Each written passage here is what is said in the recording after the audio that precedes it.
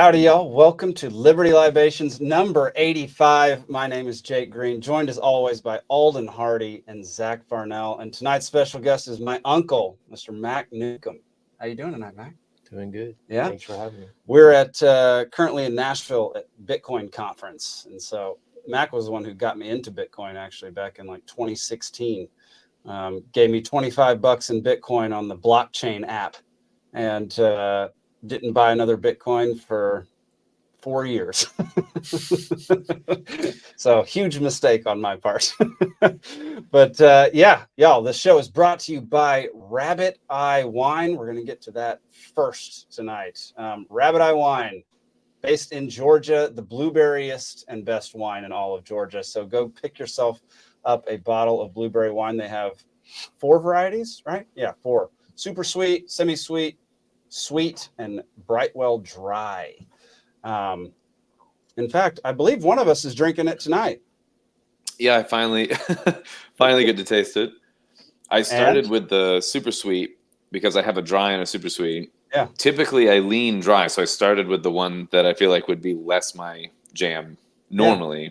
But it's honestly, for being a sweet, it's actually still pretty good because it has some acidity to kind of balance out the sweet. Nice. So I'm actually enjoying it. Yeah, I enjoy the semi-sweet. The super sweet one I can't do. It's just not for me. I won't normally do it, but like for it being the sweetest that they offer, I'm surprised at how much I'm able to enjoy it. Nice. Well, that's awesome. Zach, so I'm really excited for the dry. I have some Rabbit Eye wine right here. Oh, do you also really? Double Rabbit Eye wine. I didn't really pay attention to which one it was. I think it was the powder blue. Okay. Or powder blue. Yeah. Could be wrong, but it's good. Whatever it is. Sweet. Well, we just picked up whatever bottles were in this studio that we're currently in. So I have mezcal. Oh, nice. I think it's a cool glass. Kimosabi. Nice. Is there a worm in that one? There's no worm in this one. And Mac, what did you get over there? Evan Williams, 1783. There we go. Small little batch. Evan Williams whiskey, small batch. Good That's fallback. Yeah. Well, y'all, what an eventful week. Yeah, I mean, 2 weeks ago, Trump got shot at, and now for some reason that didn't kill him, and Biden is now out of the race. So weird twists and turns. That bullet somehow hit Biden. Yeah. Yeah. Did we have Joe's post, Zach? Did we have his tweet or whatever? Yeah, let's bring that up. So Joe Biden randomly tweeted out on Sunday night, right? My fellow Democrats, I've decided not to accept the nomination and to focus all my energies on my duties as president, yada, yada, yada. He endorses Kamala. But then it was strange because then we didn't see him for almost 3 days. I mean, it was almost 3 days where we didn't see the president of the United States. No one heard from him. He was kind of weirdly on a call. What's that? I heard it was like 6 total. So it's like, maybe a few days before this post. Right. Post, and then another 3 or so before anyone saw him. That's wild. Yeah. Like normally, I mean, I would imagine under any other circumstance that like it would be a full-on speech from the White House, like addressing the nation, saying, I think it's my duty to y'all to step down. What the heck? That's the suicide part. It's like Kermit. Kermit the Frog. Yeah. He hurled it off a roof. That's ridiculous. I don't know. Was anybody surprised by the fact that Biden stepped down? No. I thought the party was starting to sound like they were going to push him out because the media changed their mind recently on him. So that was kind of the clue that the party no longer supported him, is that left-wing media all of a sudden wasn't like, he's sharp, he's on it, he's the best president in the world ever. And they started to question him. And then I was like, okay, his time is coming then if the media changes their tune. So yeah, I mean, Dave Smith addressed this and part of the problem, like the past 2 episodes of the show, basically saying like, for 4 years we've been told that Biden's sharp as a tack. He's like handle, like behind the scenes, he's fantastic. He's every time he's on camera, he's an idiot. But you should see him when there's not a camera. Yeah, conveniently, he's super sharp. Yeah, but with it, within 3 weeks, he's gone. Mm-hmm. It's crazy. Within 3 weeks, he's no longer the nominee. They're going to go with. I mean, it looks like they're going to go with Kamala. I've read that Obama is going to endorse her now for some reason, even though he didn't right off the bat. So I don't know if that's actually going to happen, but it's I don't know. It's weird times. And thank you, buddy.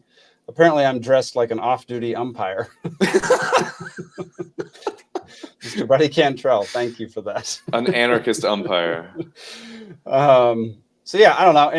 I just wanted to touch on that real quick. Anybody got any thoughts on?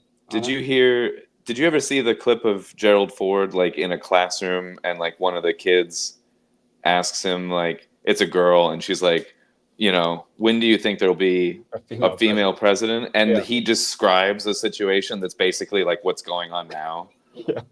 It's kind of weird. In the 70s or something that he said that. Anyway. Yeah, that's right. I saw that clip yesterday. Okay, yeah, so it's circulating anyway again. Yeah.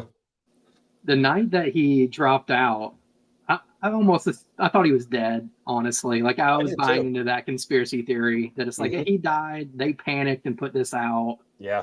But evidently that didn't happen. But they got someone else to wear the mask for a while here. Yeah.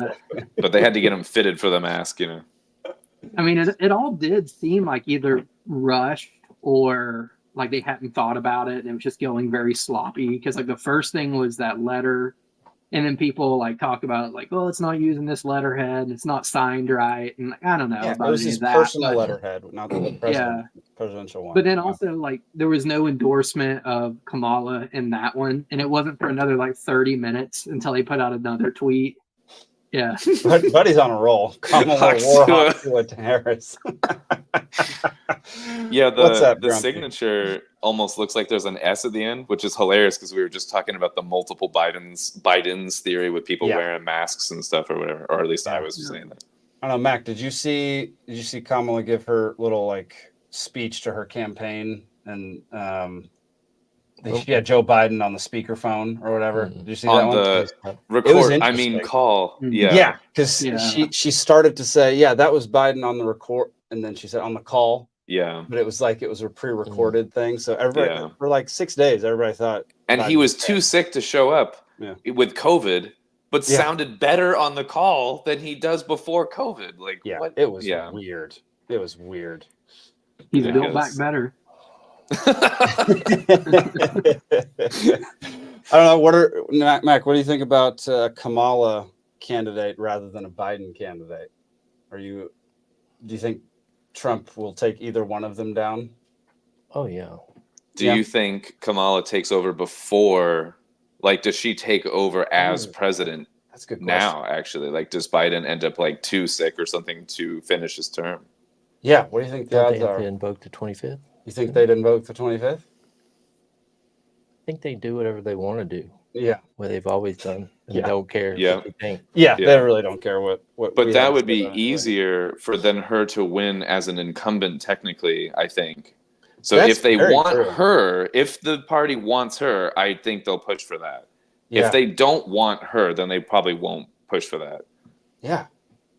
Yeah. That's a really good point. That'll be interesting because, I mean, it's been clear to most of us that Biden was not fit to run from before he started campaigning. Was he? Yeah, I was going to say, was he fit 4 years ago? Like, No, he wasn't. And so, that wouldn't surprise me at all if the fact that he is going to have literally zero purpose anymore just leads me to believe that he's going to decline even quicker than he already was.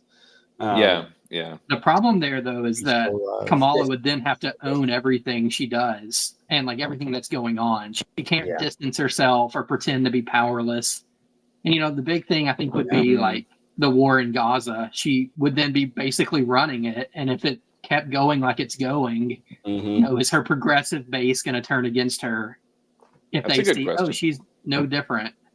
So maybe she would rather wait it out till January and then it's too late anyway. I've already won. So that was Buddy is just railing on everyone tonight. I think it's cool. Alden is shape shifting into Tyler Harris. Oh man, there's no way Alden knows who that is, and he's no. I'm looking it up right now because I'm like Tyler. Yeah. Well, yeah. I just want to touch on that because it's. I mean, that's been beat to death. You know, when this show only comes out once a week, we get to some news a little bit late, so we don't need to harp on it for a very long time. So we need people to do stuff on Thursdays. Well, I think we're going to start. I'm going to try to start hosting Twitter Spaces on Liberty Libations when big news drops, and then we can discuss it immediately if it's like 5 days before our next show. I mean, I just feel like it'd be more considerate of everybody to, only try to shoot Trump on Thursdays, only drop out on Thursdays. 100%. I think that'd make our lives much easier. We'd be a much more watched show than we are currently. So let's work on that, everybody. All right, y'all. Well, our first topic of the night is Bitcoin conference.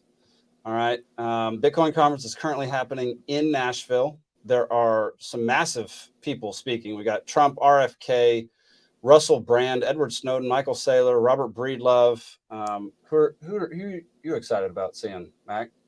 I like Robert Breedlove a lot. Yeah, Robert Breedlove's great. Paul Saladino, I don't know if y'all know him. He's the carnivore guy. I don't know how he got involved with the Bitcoin conference, but he's going to be here talking. So on a panel with Robert Breedlove, actually. So I think that'll be interesting. Only use Bitcoin to buy meat. Yeah. Yeah. We're just in the A's still. Dude, there are an insane number of speakers. Aubrey Strobel, she's amazing. She's going to be there. Shane on here? Shane's on there. Yeah, he's in two panels. Bitcoin and psychedelics, and I forget the other one. Are they going to have multiple stages going simultaneously, where you choose who to see? 5 stages. Okay, no, they've got 9 stages. Because I was unsure how this would happen without some overlap. Yeah, we were there. Why is that guy listed twice? Who? Scroll up one row. Yeah. Oh, you got a duplicate. But he's got a different subtext. Nikki just asked, "What's that little critter on Mac's shoulder? Looks like a mouse." That's the microphone that we're using for him. The little it says it's Shane's 3rd and 4th testicle speaking. Tulsi Gabbard's going to be here. TJ Miller. Oh, really? TJ Miller's not even on a panel though. I don't know what maybe he's doing stand-up somewhere. I don't know. Dave Smith is going to be on a panel. Robbie the Fire is going to be around Bitcoin conference, and then he's going to go to he's going to have a comedy show on Sunday, so that'll be cool. But apparently they were in talks with Kamala. Really? Yeah, that was unusual. Wales broke that on Twitter. So can you imagine her trying to explain the blockchain to people? You see, there's the coin, and it's Bitcoin, and it's a big coin.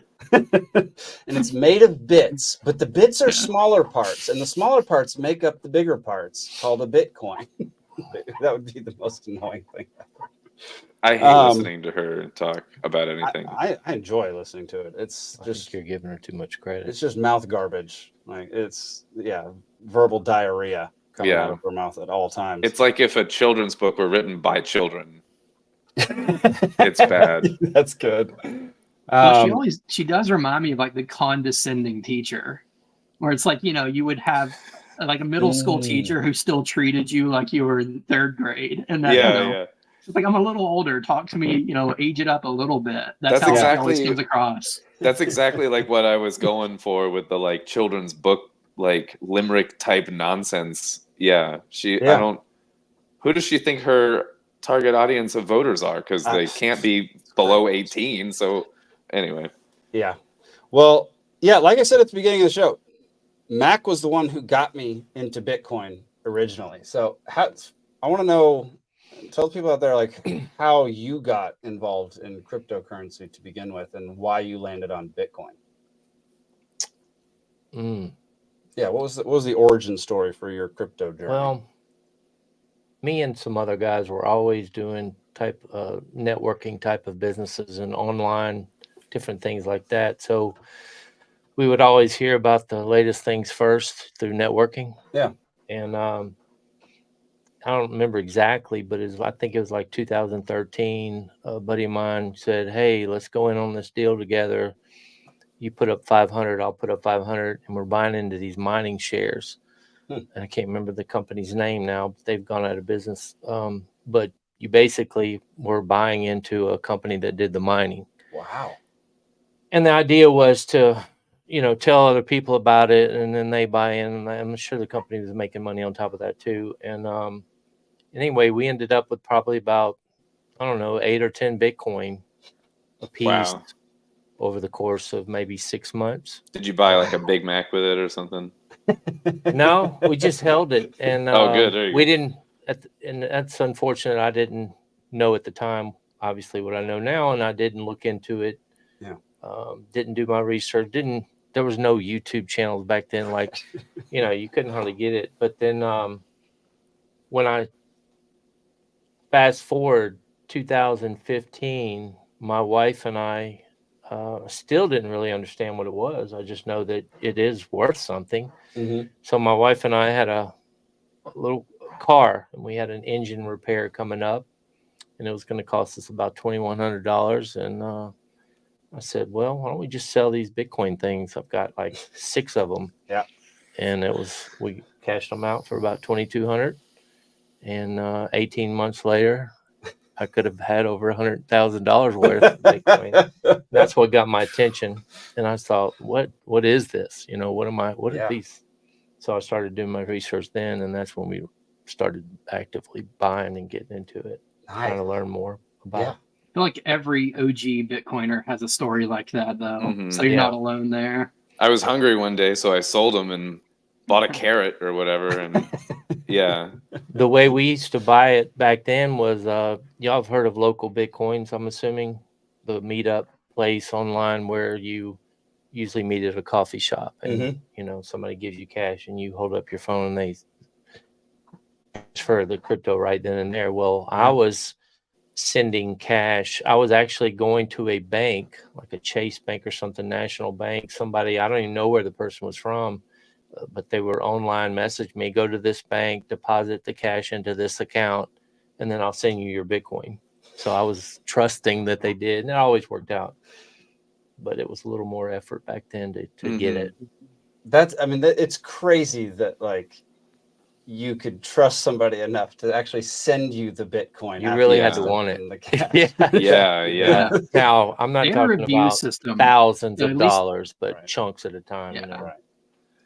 Yeah. And you could at least see that, like, 30 people have reviewed them well. So it's probably fine. Yes, but then, there was an online forum or site where they would get, like on eBay, they would get tagged "Do Not Trust" or something. That helps. If they didn't do it. Oh, that's great because although there's still exit scams, which weren't that big on local Bitcoin, I don't think, but like on the dark net, there'd be people with like, I have 10,000 5-star reviews, and then all of a sudden they would just take a week's worth of orders. That'd be a couple $1 million, and they'd disappear.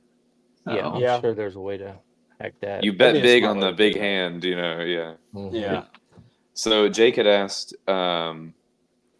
what brought you to like Bitcoin specifically, and then my question after that was like, how many other like crypto options like were there at that time, like other than Bitcoin? I didn't realize there was even 0. Was there a few? I didn't even know. No, like, there what was other none. options. There's Yeah. Yeah. But not way back that I recall. Yeah, but you still dabble in other coins, right? Now? Yeah. A little. Not as much as you did what before. I did. I've learned a lot over the years, and not to ride those cycles down before I knew what the cycles were. Yeah. Unfortunately. So what is it about Bitcoin that makes you want to stick with that more than any of the others? Completely decentralized. All the known factors of characteristics. Yeah. And you taught me, like, I didn't know about this. What's the term that you ZK? Oh, the ZK. Yeah. Can you explain that a little bit? Well, I'm no expert on any of that, but just from what I've heard, and ZK stands for zero knowledge proof. So it's getting more into the complete privacy, as opposed to Bitcoin being right now what they call, if I pronounce it right, pseudonymous. Okay. Where you can see the encrypted address, your public key, and match that up with someone. If you already had their name or KYC documents or whatever, you could know that person's address and see what's in that wallet. Yeah. Well, with ZK, zero knowledge protocol on top of that blockchain, then that's going to be completely privacy and blocked. So that's amazing. Which, as we talked about, makes perfect sense. Why can't we have the privacy that our bank account has? If I send you a PayPal payment or whatever through traditional finance, you shouldn't be able to see into my bank account how much money I have in my bank. Correct. Yeah, and that makes it much more like Monero in that way, except that for a fact that Bitcoin can't be inflated and you can't add to the supply of Bitcoin, whereas with Monero, you just kind of have to trust that you can. This kind of proves Bitcoin maximalists right too, because part of the thing wasn't that Bitcoin's perfect right now, but that it can accomplish everything that people want eventually. Yes. And like my sort of last soft spot was for Monero. I'm like, screw Ethereum and like the shit coins, and Dogecoin's funny, but it's not really a like legitimate coin. But like Monero, I'm like, okay, I actually see use in that. But I do think that someday Bitcoin will have all these features and we won't need Monero. And it looks like we may be getting there. Yeah, like all these layer 2 protocols that are coming out are going to be really cool. And we're learning about those at the conference right now. I mean, this thing is huge. Like the energy walking in, like I couldn't believe how many people were there on just today was just industry day. So that it was only for people who have like certain level passes and above, not the lowest level. And the number of people that were there and excited and running around, it was amazing. And like new documentary came out called God Bless Bitcoin, which takes an interesting approach through multiple religions on how like Bitcoin is actually the morally correct thing to do in this regard. Alden, I would call it, what would you call it? An informational. Yes. It's less of a documentary and more of an informational movie. Right. So it's just like an hour and 20 minutes of just pure information. Bitcoin TED Talk. Yeah, basically that. Yeah, from a whole bunch of different people who are experts in different areas and who have a lot of knowledge in different areas. I would definitely a lot of knowledge as opposed to zero knowledge. Exactly. Yeah. So that was interesting. We got to see that today. It premiered at the conference. It's just going to be a week full of people speaking on different topics. I mean, our own Shane Hazel will be speaking on Bitcoin and psychedelics and representing his Bitcoin Veterans podcast. I've already seen people walking around with Bitcoin Veterans shirts on. So like his show. He's speaking about Bitcoin and psychedelics.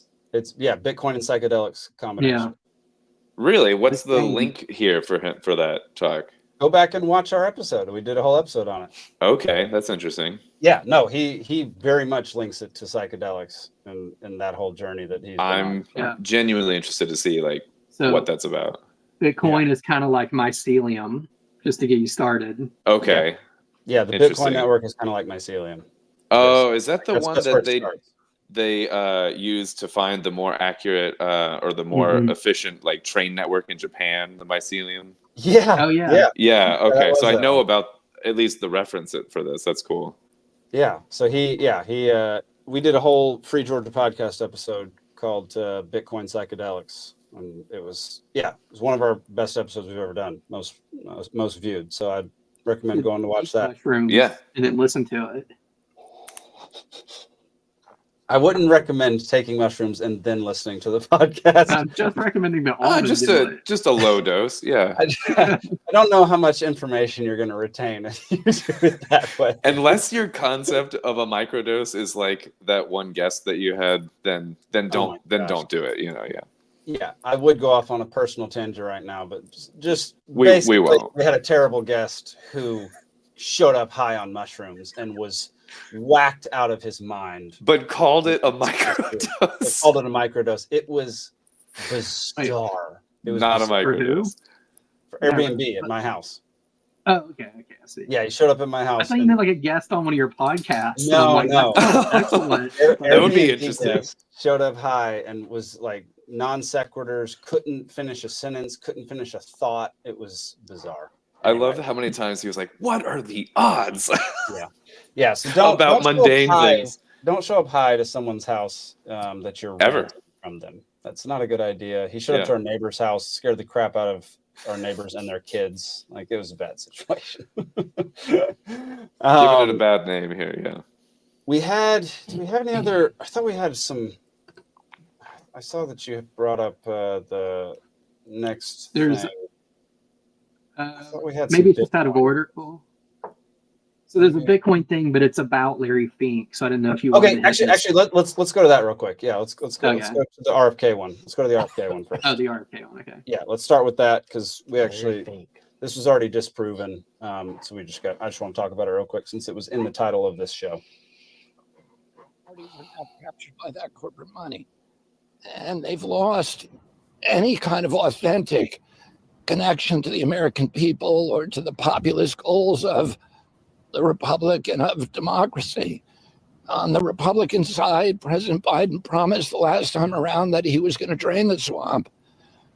But instead, he came in and he appointed a pharmaceutical lobbyist and CEO to run HHS, Verizon lobbyist to run the FCC, a Goldman Sachs CEO to run the Treasury Department, an oil lobbyist to run the Interior Department, a coal lobbyist to run the Environmental Protection Agency, and so on.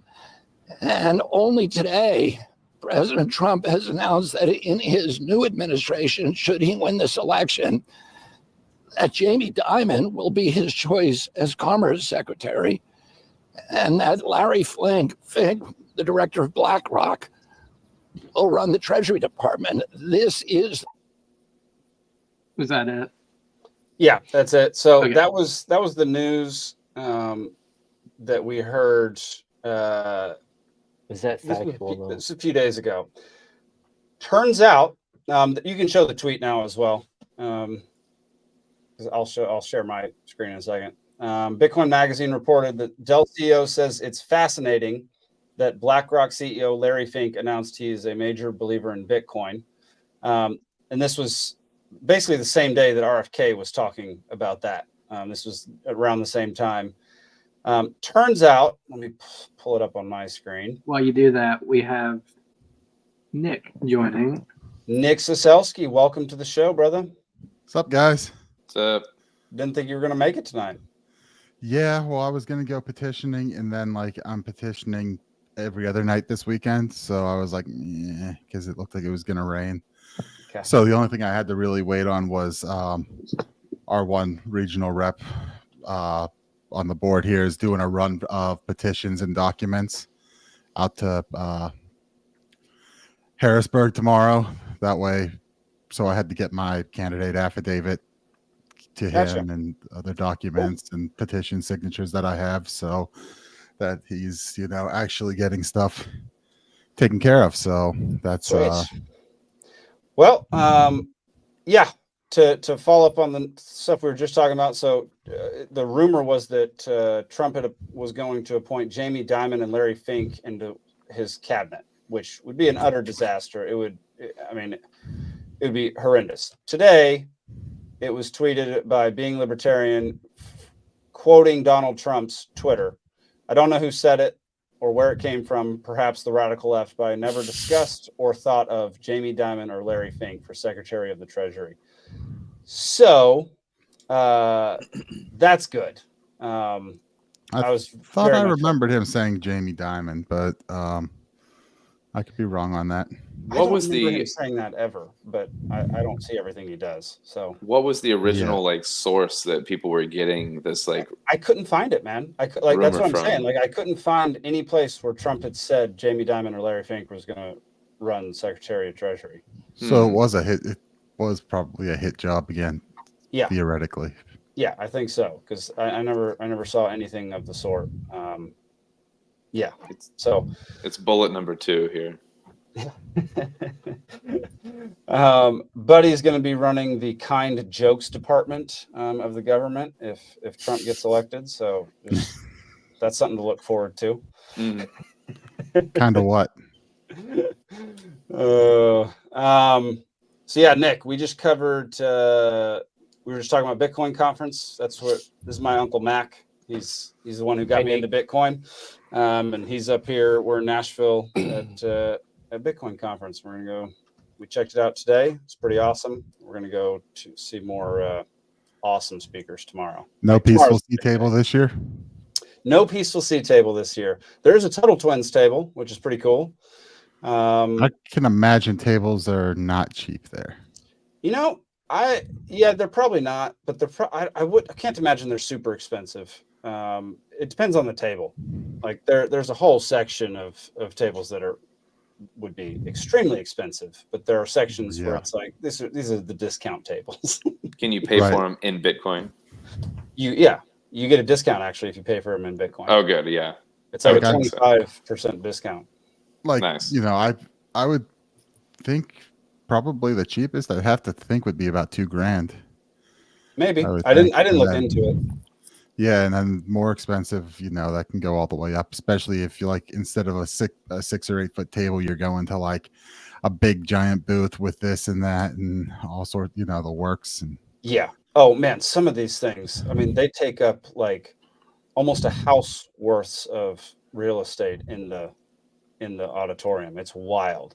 And like the massive stage is bigger than it's about 6 basketball courts put together.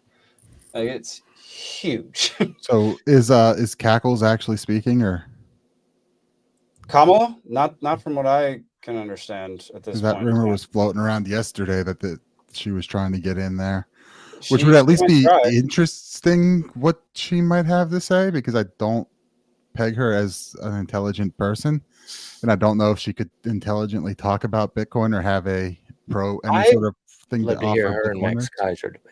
I would love to hear her speak at Bitcoin Con. I think that would be hilarious. So that would actually be good. I mean, at least because Donald Trump's supposed to speak there, right?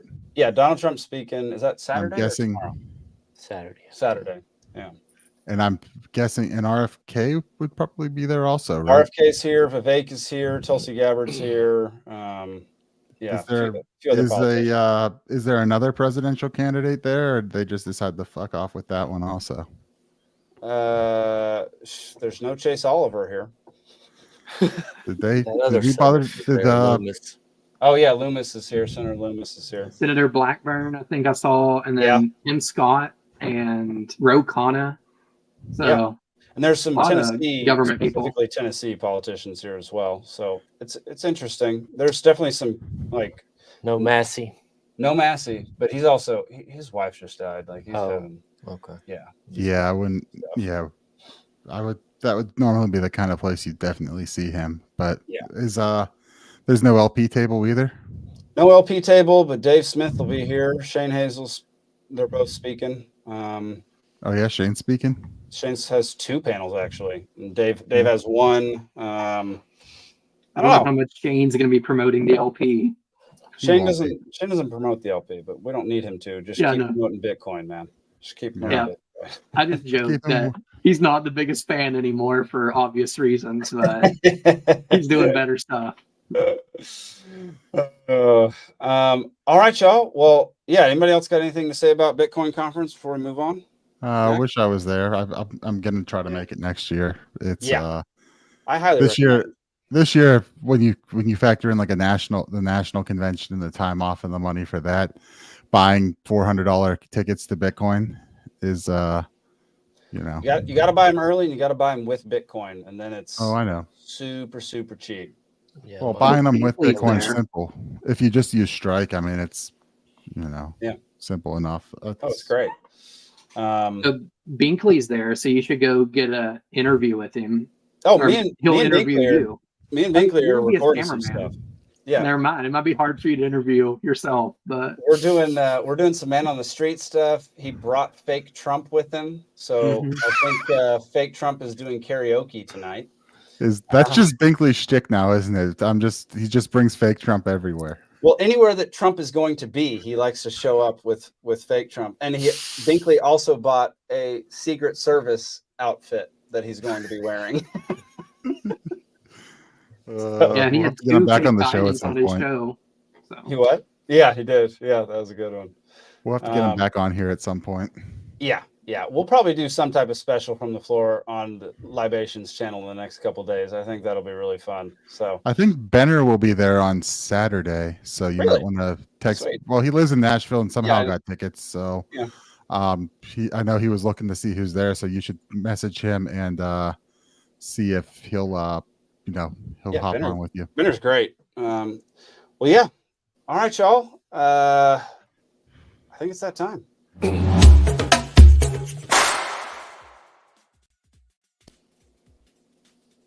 Okay, we're not doing Libations trivia, everybody. Let's see. It's going to be very difficult for me to display things. Give me 1 second. Oh, yeah, what I can do. I forgot I can upload a file. I haven't done that in a while. For anybody who doesn't know, we do Libations trivia every single week. Normally, Zane is hosting. However, Zane is not here tonight. He is, I think, on a cruise. Oh, yeah, that's right. Yeah, so he's on a cruise, so he will not be here. Is he going to come back all tan? No, he's pasty white guy. He won't come back all tan. I don't tan either. A lot more boat facts. So. What's that? Boat? He'll just know a lot more boat trivia. Oh, boat trivia, yeah. He'll have just Caribbean trivia for us ready to go, yeah. Exactly. All right, y'all. The categories are This Day in History, Olympics, specifically things that happened before the Olympics, and Mustangs. If he goes when to you the say Virgin things that Islands, happened before the Olympics, you mean like... Just wait, Nick. Just wait till the questions get asked. Shut your mouth. Everything in history before the Olympics, yeah. Look, the answer is Mark Twain. The answer is definitely not Mark Twain. Mark Twain riding a dinosaur. We have 3 rounds, 10 questions the first round, 5 the second, 3 the third. Every question's a free-for-all. In order to answer the question, you reach toward the camera. Okay, you can also just reach towards me because I can see you. Yeah. But reach towards the camera. I don't know if it's my internet, but someone's internet sucks. Probably mine. Okay. Well, we're on Ethernet, so ours shouldn't suck that much. Well, you're in hotel internet. Is it causing problems? I'm in a studio, not in a hotel. I'm in a studio in Nashville. Your friend's hooking you up, huh? You're reading them out. Oh yeah, I'll read them out. All right, round number 1. This day in history. Question number 1. On this day in 1978, Louise Joy Brown was born, making history as the first birth using what method? Alden. Artificial or test tube baby. IVF is the correct answer. Bravo, Alden. I also forgot to try to keep score. It's difficult when I don't have enough screens. Let's just give me 1 second, everybody. First world problem. Talk about test tube babies for a second. Oh yeah, my favorite thing to do is make test tube babies. It's a great pastime. You making cumunculus? So that will be. Did you Homunculi? Oh. Homunculi? Did you ever watch? What was that? What's the anime show? The Full Metal Alchemist. Full Metal Alchemist, yeah. Yeah. Every time I hear homunculus, I think of that show. Homunculus. Yeah. What a weird word, homunculus. So if we don't know, just say Very weird. pass. If you don't know, you don't have to do anything. It's first person who tries to answer gets to answer, and then you can keep going. Like if he gets it wrong, you can still throw your hand up. Like if you think you know the answer, throw your hand up. So if you really don't know, just come up with the funniest thing you can think of. Yeah, Zach mainly way makes of deflecting. I do that so much. I just sabotage myself. And as soon as you raise your hand, Jake will stop reading the question, so it cuts it off. Kind of, yeah.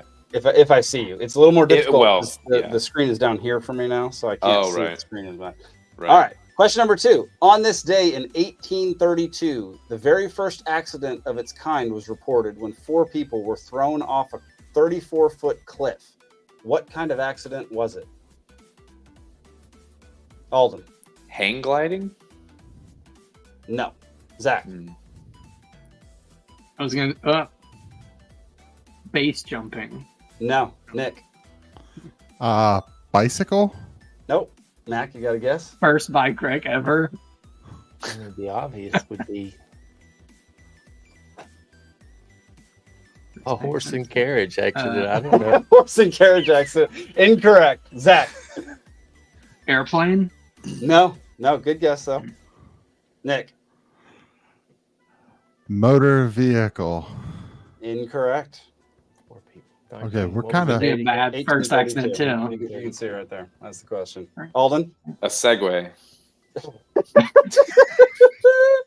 Do you know about the owner of the Segway that was demonstrating it and Didn't he fell? die?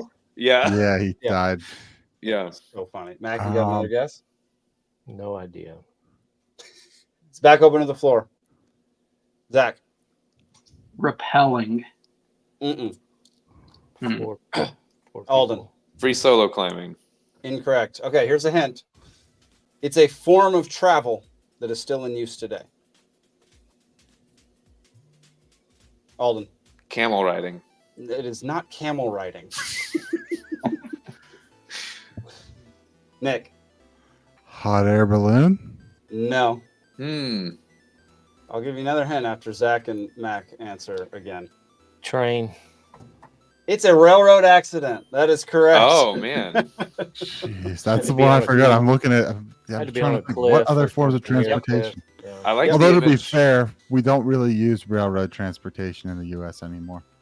Speak for yourself. It's in the U.S. But also, that just seems like a really bad first accident. Like, It there was no was, fender bender. It was a crazy Well, first accident. How did only Still 4 people uses- die? Because there were only 4 people on an empty car. They weren't supposed to be on the car. Oh, okay, because that's why I didn't pick train, because I was trying to think of smaller groups of people. So they were hoboing? So camel is the obvious No, choice. somebody was demonstrating the train, and they weren't supposed to be on. That's like car. the Segway thing where they're demonstrating. It's like this repeat of history. Yeah, it was wild, man. Do you All guys right. remember when Segway was being announced? And like for the week or two before, the guy was playing it up like it was going to be some like game-changing, world-changing announcement, and it's going to I like do change the remember way that. we do everything. It's like And I remember Google my Glass, yeah. My parents were like, maybe he's finally figured out like free energy or perpetual motion. 0 point And then energy. they were like, we tune in, we're like, it's this scooter, basically. When I was in college, there was some Asian dude who had a Segway and would always just be zipping around campus on it. That's so. Did everybody just think he was the cops the whole time? Because that's. Everyone was like, The security, campus security, yeah. yeah, it was, yeah, like Oh, that just became ubiquitous with Mall Cop. yes. And that was like 100%. it's. Yep, that's exactly what it became ubiquitous with. All right, question number 3. On this day in 1898, U.S. forces invade what Spanish territory? Nick. I'm gonna go with Cuba. Incorrect. Alden. Mexico. No. Zach, Mac, y'all got a guess? Go. Spain. No. Zach. Hold on. Mitch guessed the Philippines. Mitch is incorrect. Okay. I don't know. All right, Alden. I think this is much more modern, but I'm just going to throw it out. Grenada. Incorrect. Yeah. Nick. California. No. No. Yeah. We were the Spanish territory at one point. True. Zach, Look Mac, at all the y'all got city a guess? names. Well, I was gonna say Florida, but now that joke's not funny after Nick, so it's the same idea. This actually should be easy. That's your hint. Alden. New Mexico. Oh my gosh. Why are you all so focused on Mexico? Why aren't you focused on Mexico? Because it's not the right answer. Texas. Zach. Not Texas. Barbary. No. I don't even know if that's. If it was that, and Jake is like, it's so obvious, I'd be very upset actually, because I wouldn't have known that. Okay, they also. Nick. Dominican Republic. No. The next hint is they also annexed the territory from Spain. Nick. Puerto Rico. Puerto Rico is the correct answer. Nice. Is that how we got Puerto That Rico? should've Was been we easy. invaded it? Yep. I didn't realize that.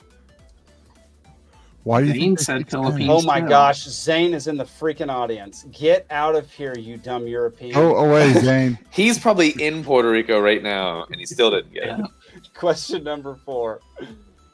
On this day in 1943, what major world leader is voted out of power and arrested?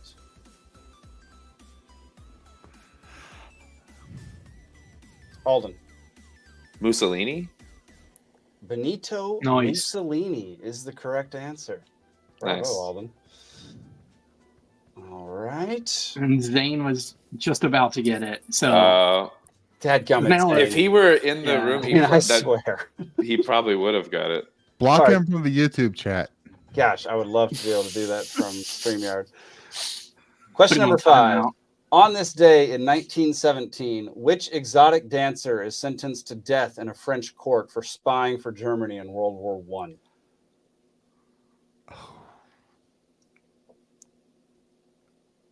I think everyone's heard of this name, but I don't think everybody definitely knows heard what the of it. reference is I've definitely heard of it. whenever it's referred to.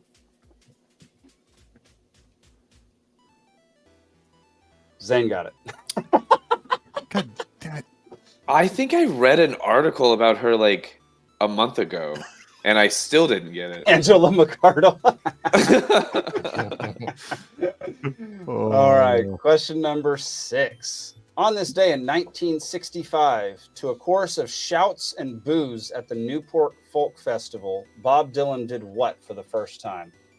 Oh, Alden. it wasn't folk, or it wasn't acoustic. Went Yeah, electric. yeah. You're correct. Hmm. Yeah. I bet He didn't people use were auto-tune. very unhappy about that. Yeah. Shoulda. Everyone was on mushrooms, not cocaine. It wasn't the right energy. You know? Question number 7. On this day in 2000, 109 passengers and 4 bystanders were killed in what crash?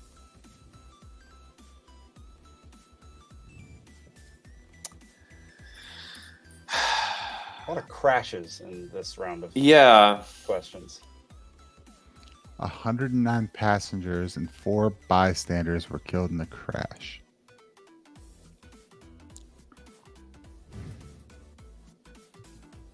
All right, your hint is this vehicle was decommissioned immediately afterwards. Not TW800. Mystique. Alden. Is this like a subway crash? Nope. And not a three-wheeler. What country did this happen in? Oh, that's a good question. I read it this morning. Puerto Rico. A country. France, I think. Maybe Britain. It's France or Britain. They're the same thing. It is not the trolley accident. I want to think that was from the trolley problem, but I don't think it was. Alden. This is a very double-decker famous- bus? No, it is okay. Here's another hint. It is a specific model of a certain vehicle. Nick. Oh. Concorde. It's the Concorde. Oh, okay. That was in Paris. Yeah, that was France. Oh, is that a plane? Yep. It's the supersonic Is that a jet. supersonic plane with the dippy nose? Yeah, with the dippy nose. nose, yeah. That old hippy dippy nose. Yeah. All right. Would you have accepted that answer? The playing with the dippy nose, I would not have accepted the nose. On this day in 1969, the Nixon Doctrine is announced. 69. What primary thing did it entail? Zach. When the president does it, it's not illegal. No, that is not it. Nick. China. What? China. What are you trying to say right now? China. No, that doesn't even make sense. China. Alden. Watergate. What are y'all just saying words? Yes. Mac, do you have a guess? No. Is what the Nixon Doctrine did? All right, back open to the floor. And it's not containing communism. Alden. Drugs. I'll give y'all another 15 seconds because this is a tough one. I don't really have another good hint. It had to do with Asia. I'll say that. 15 seconds is not going to make a difference. No, it has to do with Asia. Well, it's not China. It's not containing communism, so what else is going on in Asia at that point? Alden. Tariffs. No tariffs. 5, 4. Bitcoin. 3. Zach. Right. Trying to outcompete Japan. Nope. Dang. Our Asian allies tend to their own military defense. It was on the tip of my tongue. That was my next guess. You guess. could have said it in any possible way, Alden. You didn't have to do it word for word. And how that There's no worked way out I would have got a couple that. years later we were in Nam. So, right. It didn't last very long. All right. Question number 9. On this day in 1868, Congress formed which territory that would later become a state? Alden. Louisiana. Incorrect. Nick. California. Nope. Zach. Oklahoma. Nope. Mac. Montana. Nope. Nick. Texas. No. Alden. Nevada. No. Dang. The audience is incorrect. It's not Alaska or Tennessee. Zach, you got a guess? Mac, you got another guess? All right. Nick. Wyoming. Wyoming. Is it really? The correct answer. Yeah. I wanted to say you were so close. Do you know that that's also the only state that ends in the letter G? Thank you for that, Alden. Enlightening. All right. Final question of round 1. On this day in 1952, what territory attained its own government as a Commonwealth of the United States? Nick. 52. So was that Hawaii? No.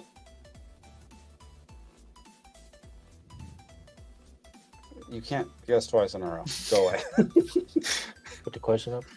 Oh, yeah, my bad. On this day in 1952, what territory attained its own government as a Commonwealth of the United States? Alden? The Virgin Islands? Audience gets it. It is Puerto Rico. Damn it. You had Puerto Rico twice? Uh-huh. Ugh. Yep. Y'all can eat a big old bag of butts. Okay, what's the score after this? After one round, Nick has 3, Alden has 3, audience has 2, Mac has 1, Zach has 0. We're on to the Olympic Games, everybody. Question number 1. Let me get to it. What is the controversial new sport at the Olympics this year? Nick. Breakdancing. It is freaking breakdancing. Oh my gosh. Really? Nice. World's stupidest sport. See, that's what I have a lot of issue with is like they bring in these new sports and they're all done by judges versus like actual competition where you know where someone wins and loses. Like I get you have like gymnastics and some of these other older ones that are done like that, but like, God, I can't stand that. Like, you have to pretend to know. Oh yeah, this person did this, and the routine has to involve that. And yep, his b-boy stance was sloppy. Maybe they should have a breakdance race where they like breakdance like to a place. No, they should have to breakdance off the tip of the Eiffel Tower. First person to fall loses. Dude, they should make parkour a sport. That'd be cool. Parkour's We a have better sport parkour than over parents. breakdancing. Gotta say that. Parkour's way more interesting than breakdancing. I honestly agree. And there's a threat of death with parkour, which is far more interesting. They'd wanted to make a sport that the Filipinos would dominate. So, you think the Filipinos dominate breakdancing? aren't they like really like the breakdancing scene is like big in the Philippines? I don't know. Whatever. Dude, it's the United States is going to destroy in breakdancing. Breakdancing hasn't been a thing here in 20 years, though. No, people still do it. I guarantee you, we wipe the floor with everybody. Whatever. Doesn't matter. Question number 2. This is a number question. Points can be split. If more than 2 people guess the same number and it is the correct number, nobody gets the points. Yeah, I know. How many? I made up this rule as soon as I realized it doesn't matter. How many times has Paris hosted the Summer Olympics? Everybody gets one guess. We're going to start with Nick. I want to say 4. Okay. Next up is, well, the audience gets their guesses. Alden. 3. Okay. Mac? How many times? Yeah, I was going to say 3 too. Okay. Zach? This is their second. All right. The answer is 3. Nice. Mac and Alden get it. I know. The audience guessed it too, so that's more than 3 people. They guessed 3 different times. So that's no point. So, They literally guessed 1, 2, and 3.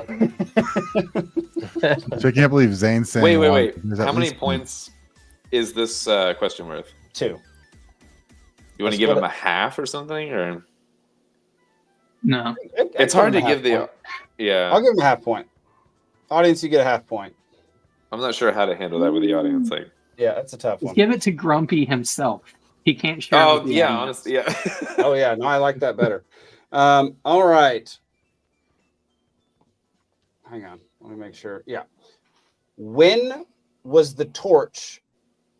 Let me rephrase this. Why was the torch? What? No, I'm gonna keep it the same. When was the torch for the 2024 Olympic Games lit? Alden. 2024. Got to be more specific than that. Before the ceremony. More specific. Is this the pigeon burning thing? What? Never mind. Pigeon burning. Nick. I don't know. Wasn't it back in April? Bravo. April of 2024. Gosh. So I was right. Yeah. April before What's the ceremony. What's the thing that the torch lights called? Like what they lit today? A flare. Tomorrow.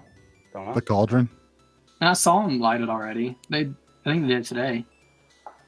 They shot a bow, an arrow. Is that how they lit it? Yeah. That's kind of gay. Question number 4. About how many torch bearers will there have been upon the launch of the games? Like across all games? So they actually carry a torch. Right. Across multiple countries to get to where it's going. But you mean like just this for 2024? Just this just Olympics. 2024. Okay. Just this Olympics. Ever going back to Alden. Greece. 32. Okay. Zach, this is a number question, so everybody gets one guess. 76. Okay. Nick? We'll call it 1,200. Okay. Zane says I have no idea. 9,000. It's over 9,000. 54. That's a great The reference. actual answer, we'll let a couple more from the audience come in because Grumpy said 12. Hannah says Matt guess? 68. Yep. Matt guessed 54. It's going to be 3 again. It's actually going to be Mr. Zane Placie with the W. 10,000 Oh my goodness. is the correct answer. His was a joke, a reference to something, but also correct. That's legendary. Yeah, that's wild. All right. But Final they just question. let anybody have a minute with the torch. What it is, it's basically that's what it is. It's just pass it off, pass it off, pass it off. Yeah. But I thought you still ran several miles with it, if not, No. Well, Did an endurance thing. They started it in Greece, and it went through 400 towns to get there. They should find better runners. Oh, they should find better runners. Grumpy says he was close with his 12. Yeah, I was pretty close. All right. In what river will the marathon swimming event be hosted? Nick. The Seine. Seine. River Seine is correct. Bravo. All right. After 2 rounds, Nick has 9. Audience has 4.5. Alden has 4. Mac has 2. Zach still has a big goose egg. Your new camera isn't helping you out whatsoever, Zach. It does look like a good picture, though. It is a new picture behind him, for sure. But even the quality of his video is much, much better. Yeah. All right. Round number 3, Mustang versus Mustang. We did Impala versus Impala last week. So. Question number 1. I'm guessing next week's going to be Ram versus Ram. No, next week is going to be something else. This is another number question. How many more pounds does the average Ford Mustang weigh than a Mustang? Alden? What year Mustang? This year. 3,400. Okay. Nick? I'm going to stick with 1,200. Okay. Zach? 400 pounds. Mac, you got a guess? 2,400. Let's see what the Hannah says 2,300 or 2,298. What was your guess, Alden? I said 34. 34, right? Yeah. Alden gets it. 3,200 pounds is how much more a Ford Mustang weighs than an average Mustang. Nice. Bravo. Question it's a heavy car. number 2. I didn't think it was that heavy. That's yeah. What is That's why I asked what difference? Year. Another numbers question, everybody. What is the difference in maximum average lifespan between the two? Nick, you go first. Let's see. Do they have to be wild Mustangs or? Yeah. Mustang is generally wild. Wild Mustang. I'm gonna go with 8 years. Alden? Are we specifying plus or minus? Like, which do I have to? Just specify. You don't have to specify. Yeah. I'll go 12. Okay. Mac, you got to guess? 9. 9. Zach? 14 for the car. Yeah. It is 0. Oh my goodness. Jeez. Wondered. They generally last about the same. That's why I didn't ask for a specific. That's why I didn't ask for a plus or minus. Which one? Yeah. Oh, man. I really thought wild horses did not live that long because when they eat, they get a bunch of sand and dirt and all sorts of stuff in their stomachs. Yeah. Not really like domesticated. Then you look at like Mustangs from the 60s and 70s still running, and yeah, fair. No. All right. Final question of the game. What do we need here? Alden can win, the audience can win, and Nick can win. Nick is winning currently. All right. Question number 3. While the Ford Mustang is used all over the world, what region is the primary location of wild Mustangs? Nick. It's the American West. It is the Western United States. Bravo. Was that the last question? That was the last question. Bonus question. Where in Georgia are they? My neighbor's driveway. Island. The Dadgum Island. What's the Dadgum Island called? Is it Jekyll Island? Are they on Jekyll Island? Tybee. Chippa something. Well, it's one of the coastal islands, right? Tip of the Dicka Island. Not Tybee Island. No. Which island is it? Cumberland Island. Oh. Yeah. Either way.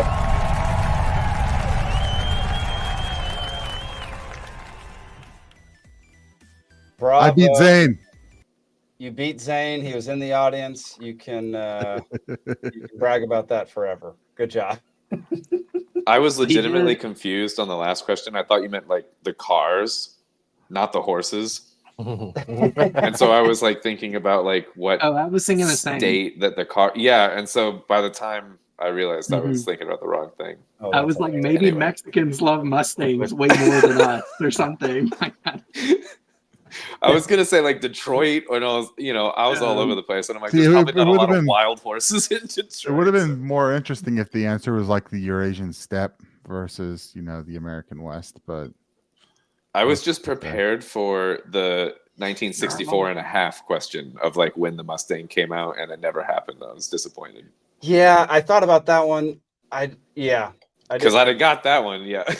That's a very fun piece of trivia, actually. I like that. Dang it! Yeah, I thought it would happen because it's the half year. Like 0 points. You got 0. You're the first one ever. I don't think ever. No, I'm pretty sure I've gotten 0. Pretty sure I've only played trivia like 3 times at this point. I'm pretty sure I got 0 one. Yeah. Well, I'm joining. I don't know if that helps you, Zach, or not, but we're all zeros here. 0 knowledge. What I know for sure is I'm definitely looking up every animal type car, and I'm getting my facts for that and animal straight study. Now on. Yeah. Since Jake keeps wanting to do this.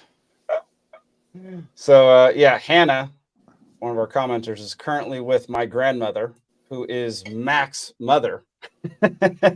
And she just commented and said that he looks like my grandfather tonight, which is hilarious. Yeah. Fair. All right, everybody. Let's move on to the next topic of conversation, which is less about politics, more about Mustangs. Horrifying morality. Zach, can you pull up the next? All right. The Last Resort plans to introduce Sarco, a portable suicide pod in Switzerland. Sarco uses nitrogen to induce death for assisted suicide. Swiss laws permit assisted suicide if the individual performs the act themselves. Sarco operates through an automated process requiring a psychiatric assessment and identity confirmation. Once activated, it rapidly decreases oxygen levels, causing death within 5 minutes. So, like, what are the rules of if someone starts pounding on the glass and panicking halfway through? You can stop it. So you have the ability to stop it. You are in control. You are in control of it. But it happens quick, man. Like, oh, really? 5 minutes. You're dead within 5 minutes. Like, 5 minutes. Yeah, I would think. Yeah, or at least passed out and then can't escape. Yeah. No, it says you're dead within 5 minutes. But our nitrous addict's gonna go in there and be like, all right, I got 3 minutes, and then I'm out of here. Yeah. Pull up their website, Zach. That was the next link, I think. I think I sent it to you. Yeah. They're calling themselves a human rights organization. I don't know. Yeah, they're advertising that they're 3D printing the capsule, which I don't get why we need to advertise that it's 3D printed. Like, it's manufactured in some way. Does it really matter the method of which it's manufactured? Yeah, it's a great question. So yeah, what I find odd. So me and Nikki discussed this on the drive up to Nashville. So I find it odd that they're advertising the company as a human rights organization rather than an organization. What we basically determined is that the only way that you could be okay making one of these things is if you thought it was going to be for somebody who was in like unfixable pain, physical pain that will never go away, period. That's the only way that I could imagine anybody actually living with themselves for making this thing. I don't know. What are y'all's thoughts about a suicide pod? First off, I'm like kind of fascinated in the cow logo, and I'm wondering if there's any like deeper symbology that we can go into. It's the cow words way out like that. Also, I'm also confused as to why they have a podcast, and does listening to that podcast make you want to use their product? Oh God, subliminal messaging. It's a great question. Yeah, I saw that podcast. Have it yet. I clicked on it. It says it will be broadcast quarterly. So a quarterly podcast about killing yourself that hasn't even come out yet. But I mean, that's friggin' wild. Yeah, it almost sounds a little too like promotionally. It's kind of bizarre. I don't like the idea of like the podcast will include reminiscence by family and friends who have witnessed a loved one die at home or who have accompanied a loved one to die in Switzerland. Like, messed up. Who wants to listen to that? So they're gonna do like obits on the podcast. I mean, it's a bizarre circumstance. Like, this has been going on for a while now. Like Canada, they encourage suicide in a lot of ways. Like doctors will actually suggest suicide to you if things are too dire. They'll suggest it if you break your leg or if your back hurts and you can't work and you're about to be evicted. Yeah, it's a healthcare option in Canada, which is just, I don't know. Alden, you and I kind of touched on this last night. I was over at Alden's house last night on the way up here. What are your thoughts on like the ethics of something like this? Like from the point of view of somebody making it, because the whole point in Switzerland is that they're not helping the person kill themselves. So but they're still helping the person kill themselves. I have a question and I have an anecdote. Okay.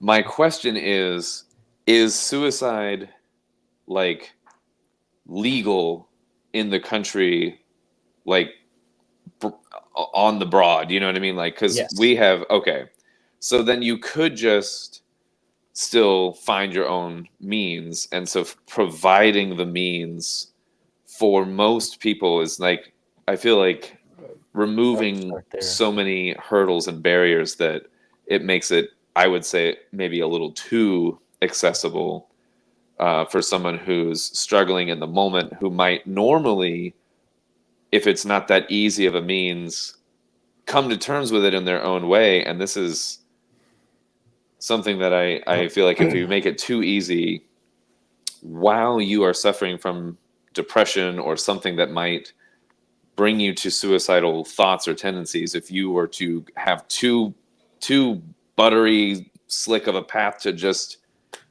make this thing happen, I worry that that's going to invite more people to do it that might break free of that pattern or trap of mentality or current circumstance in their life that might pass, by eventually.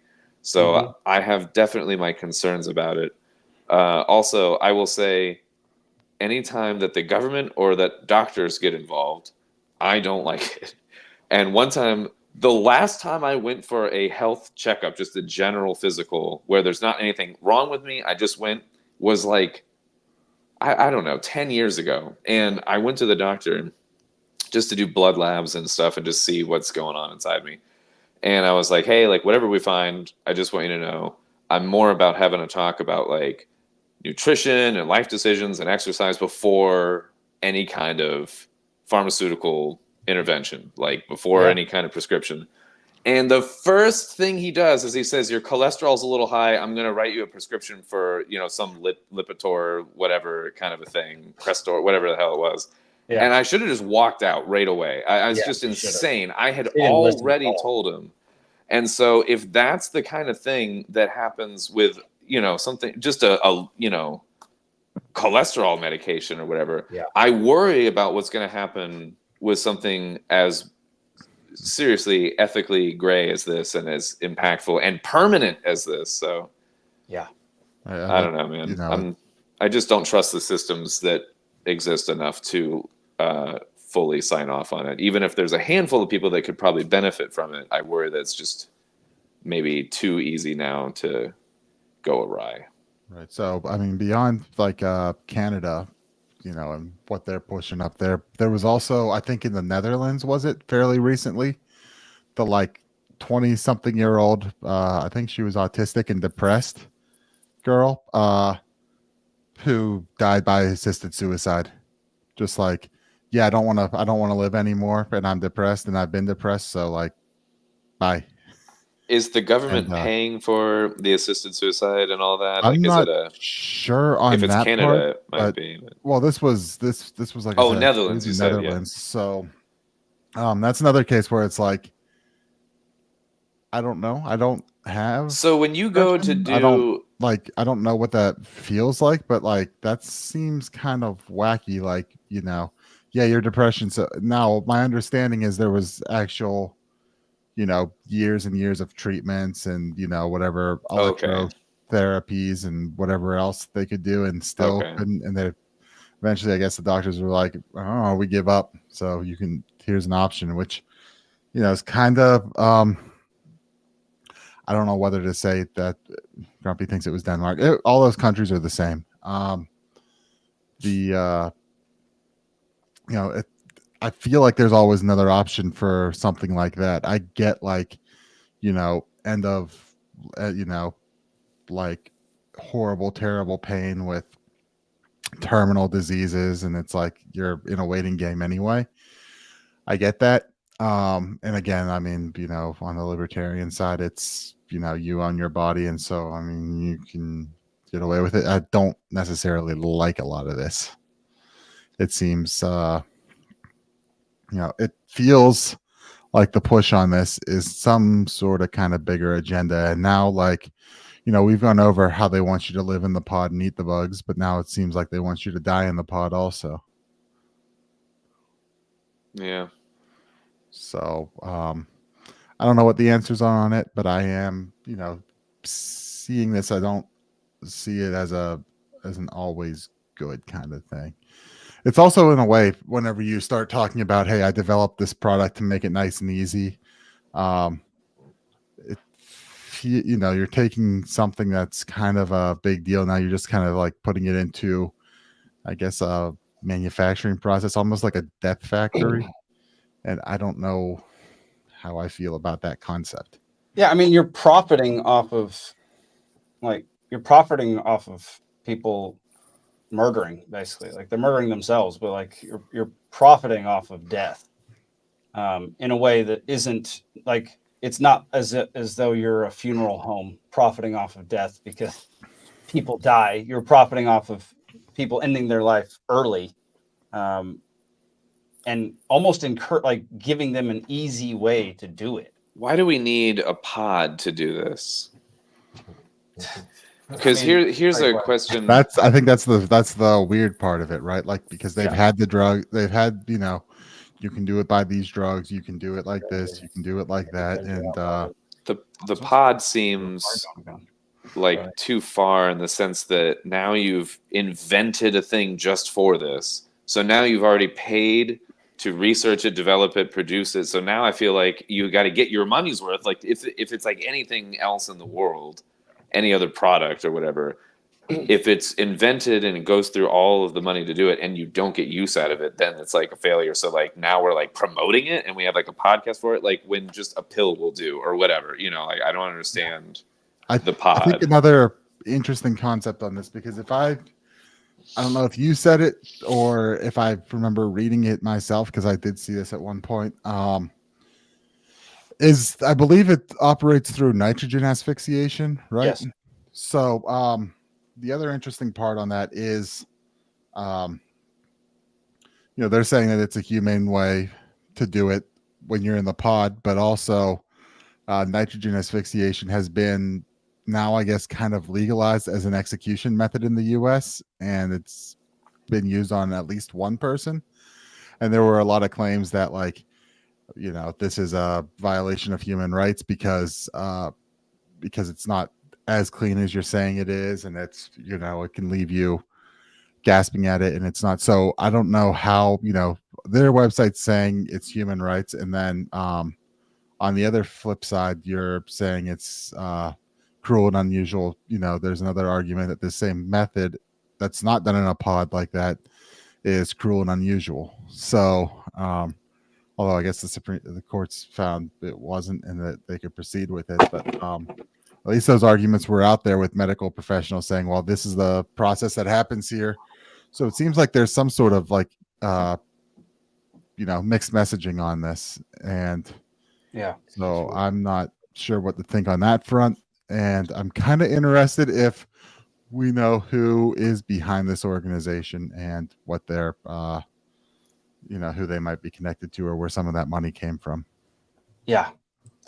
I just don't know how you could, outside of doing that for people who, there are people with terminal illnesses. On the other hand, there are people who get healed from a terminal illness with very little explanation as to how that happened. And so, I think being part of something that encourages an easy out for people to end the one thing that they truly own, which is their own life.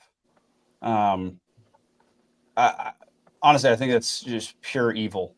I don't know how people can live with themselves with that. I think it's a product of a morally bankrupt individual or a group of individuals. It just, to me, it's the most bizarre thing. And it makes me very sad that that's out in the world and people are encouraging people to commit suicide. I think that's absolutely insane. I feel like the first steps, and I don't know the full process of this in each country and what this looks like, but if it's not already, then I feel like it should be that the first steps are some kind of if we're going to pave the way and make it legal and pay for you to do it and make it so easy, shouldn't we also offer I don't know, some therapy first or something? And don't they make you? They do make you see a psychiatrist before psychologist. Okay.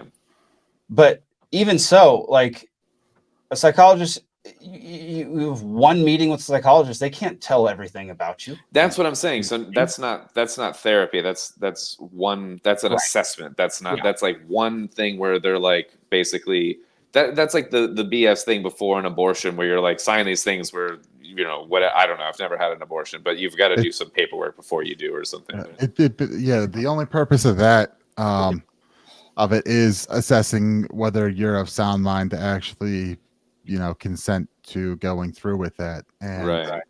That's not long-term therapy. In a lot of ways, it's always weird with consent, but let's go back to the Netherlands or Denmark or whatever it was, girl that I mentioned. Mm-hmm. You're talking about depression, other mental things, and yet there's still the ability to consent there to such a decision. I really, struggle with, are you in the right mind to consent on that in those cases? Agree. I agree. I mean, especially if one of the effects of depression is wanting to kill yourself. If that's one of the effects that depression has on you, and you go to the suicide pod company and say, I want to kill myself using one of your pods, they send a doctor to you. The doctor determines. Is that where they made depressed, a podcast just to use the word pod in it? Oh God. Oh jeez. The podcast. Oh my God. Sorry, go ahead. No, it's just how could you then, as a doctor whose first instruction is to do no harm, then say, yeah, you're of right mind, even though you're clinically depressed and already have suicidal thought. That's idiotic. Doctors are going the way of Google, where they get rid of the "Do No Evil" slogan or whatever. Mitch says, "Hey, we got to get down to 500 million population somehow." Hey, the Guidestones are gone. Mitch is right. If we don't get the choice, they will choose for us. Yeah, that's true. The Guidestones are gone. So. Yep, Guidestones are gone. Yeah. Anyway, I just thought this was a super interesting and horrifying story. Ted Turner hasn't put them back up yet, but yeah. Mac, do you have any thoughts on this one? Yeah, do you have any thoughts on a suicide pod? I'm with you. Same opinion. Yeah, just horrifying in every way. Yeah, it's just not right. Yeah, I just don't get it. I just don't trust the systems in place allowing this, even if on the quote right to choose this for yourself kind of thing. In some way, I have something in me is well, who am I to say or whatever. I still don't trust the entities and venues and the avenues that lead to this and facilitating it and making it too easy. So it's not the kind of thing that I want to see.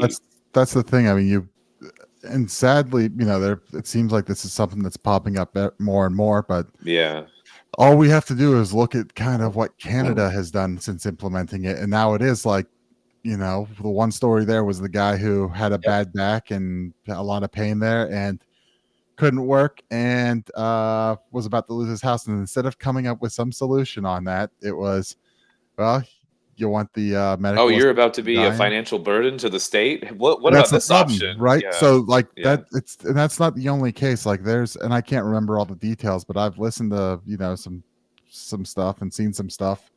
They're making going it about through pain. this, like it was like Canada, like over like little things or things that should be like, our medical system, since it's publicly, since it's a public medical system, our socialized healthcare, we're not going to get to you. So here's here's this option. Have you seen the movie? Go ahead. So I'm getting at, like, this is the scary part when people start pushing for, Medicare for all or publicly funded healthcare systems, is that then you start implementing this idea on we're just going to help people who are, who are in pain and everything.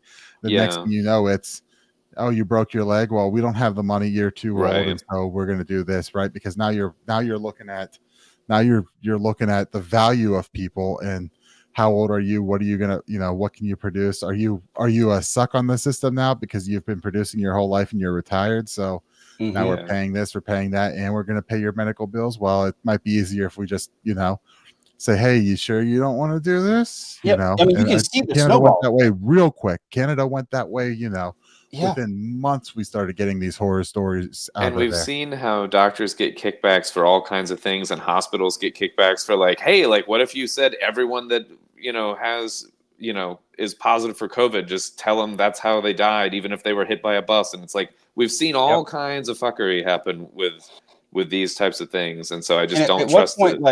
I mean, it would snowball into, like, as soon as someone is sentenced to prison for like 20 years, well, they're drained on the system now. They're just sucking money out of everything. So they, 20 years, that's basically the rest of your life. Let's just end it now. If you're like 60 when you get sentenced or something, who knows? Even 20 years, if you're 20 years younger than the average lifespan of a human. So like 47, because 60, I think it's 67 for men and 69 for women or something like that. 75 or something, but whatever it is. Have you seen the movie Midsommar? I have not seen it yet. No? Okay. Well, basically, small kind of like group, like tribe of people that basically, when you get old to the point where like you are no longer able to serve the community, they have like a whole ceremony where they basically go crush your head with a mallet or whatever, or like throw you off a cliff or something. Like, it's like, that's what I thought of with this, but sounds super happy. It's very excited to see that now. Yeah, well, that's all. That's the premise of a lot of movies. It'll feel good movie. I'm trying to think of the movie. It was it was a sci-fi movie, 60s, 70s, or maybe the 70s. Logan's Run, Carousel. I don't remember Logan's Run. I know of it. Like you hit a certain age, and then you go to the carousel thing, and it's promised to be this or that, but really it's just like you're dying. You just die. Interesting. So that's a common premise in sci-fi stuff. Like, oh yeah, you've lived long enough, and you've seen. Yeah, I mean that makes sense. That makes sense. We got anything else to say about assisted suicide pods? Because I think we've been depressed long enough. Y'all want to go laugh at something real quick? Probably need a little. Don't do it. I got a death-related laugh thing that I'm seeing here going around Twitter. Okay, what is it? Wealthy Russian people are hiring luxury yachts which are heavily armed to sail near Somalia on pirate hunting expeditions. Their goal is to hopefully attract pirates to approach them so they can fire with grenade launchers and automatic weapons. This is the closest thing to the purge currently available. For an extra $20, you get like an AR. What? Stuff. Yeah. That's horrible, but also, that's straight out of a movie. That's really like fun. Yeah. That might be interesting to see if the Somali pirates like start thinking twice about approaching ships, though, or whatever. I mean, they really should. I mean, they're already getting shot, and now it's just tourists doing it, I guess. Yeah. True. All right, let's go enjoy this section of our show. I am not fucking drunk. Long 19th or blue. Every pretty girl deserves to go to a ball. This is everything about it's a clam. I love it. I gotta be honest with you, I feel like I'm a little bit too drunk to stand up. On Wiedersehen, asshole. I'm drunk right now. All right, welcome to Drunkard of the Week. This week, it's a drunk hero, y'all. A lady approached this man who accidentally took a wrong turn down a one-way street, stopped, backed out, parked correctly, and then was approached by this lady, and this was his reaction. Broke the law. Lady, I didn't break the you law. You went down a private dock. Oh my God, I broke the law. I took a wrong turn. Please, someone arrest me. I took a wrong turn and I went down a dock. Oh my God. Oh my God. What the fuck is going on? I went down the wrong dock. Please! Please help me! Oh, God, I'm so sorry! I'm so sorry! I'm pushing penance! Oh, please, I hope Christ will forgive me! Oh, I went down the wrong way! Oh, The dog. Look, I was just gonna say this dog is like, what is going on? Down the wrong way! Oh, God. I don't know if I can live with myself anymore! We want to be free to do what we want to do. Yeah. We want to get loaded. Yeah! And we want to have a good time. That's our hero of the week. I looked at all the comments of this video, and apparently that lady is like the neighborhood HOA monster. And just her official attacks title. everybody for everything. And so this guy took a wrong turn down towards the dock, and that was and his daughter filmed the whole thing. Yeah, I could hear her laughing. And she knew to film. Oh yeah. Like, oh, this is gonna get good. Yeah. Oh my gosh, that's amazing. Yeah. The tagline was, "This is how every Karen should be treated." Yeah. You just make a bigger deal of it than they do. Yeah. You gotta outshine making a them. good point too. It's like, all right, I made a mistake. What do you want to do? Should I be arrested tonight? Like, are you? I'm gonna turn me? myself in. Yeah. Ooh, Ridiculous. so funny. So don't know that guy's name. I forget his daughter's name too, but that dude's a friggin' hero. So yeah, if you see him out on the streets, just give him a handshake. Even if he's going the wrong way. Even if he's going the wrong way. Yeah. Just let him know. Don't yell at him. All right. What's our next story for the night, Zach? Go ahead. Yeah, go ahead and hit play on this. This is wild. Crazy if you're not aware of this. Doing though, in January of this year, you rolled out a new phone app called CBP1, an app for a cell phone. I've got a picture of it behind me here.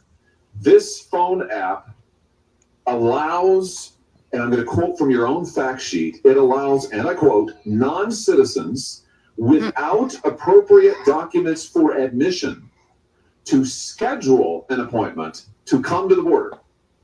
They can now go on their phone and schedule a time to come to the border and then be admitted. And you identified 7 separate border points of entry where they could come. 5 of them in Texas, 2 of them in California, 1 in Arizona. It's like a concierge service for illegal immigrants. My question is, you didn't think the border crisis was bad enough that now we're going to have an app that allows illegals to schedule their appointments and come and be admitted to this country? So yeah, the point is that they're not scheduling an appointment to come to the border and get actual documents and be admitted legally. Right. They're making appointments to come to the border, and then they just let them through. Oh no, I gathered. Yeah. Completely illegal. I'm just explaining it for anybody out Right, there who's yeah. still a little confused. Because what on earth? Like, no words, man. Like, it's wild. And guess who was appointed czar of immigration during the last 4 years? It was our new candidate for president, Kamala Harris. I've been told that's misinformation and never happened. Yeah.